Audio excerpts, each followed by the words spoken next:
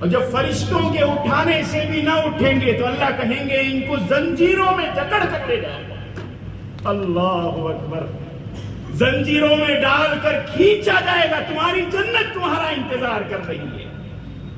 بس کرو اللہ کا دیدار. جاؤ جنت کے انعامات سے فیض اٹھاؤ, مزے کرو, وہاں لذتیں لو جنت کی.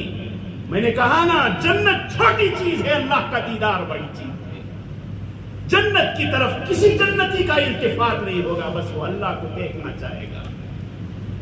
حضرت اشرف علی تھانوی رحمۃ اللہ علیہ فرماتے ہیں, جب ایمان والا اس سے بھی نہیں اٹھے گا تو اللہ تعالیٰ اپنے جمال کو جلال میں بدلیں گے. اب تک اللہ کا جمال کی جو صفت تھی وہ حاوی تھی, تو بندہ اللہ کے قریب تھا. جب جمال کی کیفیت اللہ کی زیادہ